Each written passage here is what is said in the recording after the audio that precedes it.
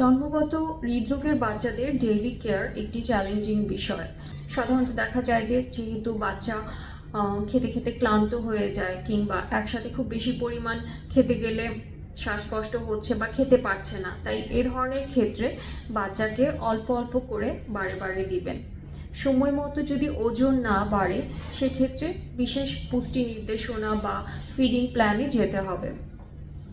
লক্ষ্য করবেন যে বাচ্চা খাওয়ার সময় দ্রুত শ্বাস নিচ্ছে কিনা, পাঁজরের নিচের অংশ ডেবে যাচ্ছে কিনা। এছাড়াও খেয়াল রাখতে হবে যে বাচ্চা খেলাধুলা করার সময় অতিরিক্ত ক্লান্ত হয়ে পড়ছে কিনা, শরীরে নীলচে ভাব দেখা দিচ্ছে কিনা, কিংবা আগের চাইতে নীলচে ভাবটা বেড়ে যাচ্ছে কিনা। এই কন্ডিশনগুলো দেখা দিলে দ্রুত আপনার চিকিৎসকের পরামর্শ নেবেন। আপনার সন্তান যদি জন্মগত হৃদরোগের কারণে কোনো নিয়মিত ওষুধ পেয়ে থাকে, তাহলে সেটি নির্দিষ্ট সময়ে এবং নিয়মিত খাওয়ানো জরুরি। এছাড়াও বাচ্চার ইনফেকশন কন্ট্রোল একটি খুব গুরুত্বপূর্ণ কাজ।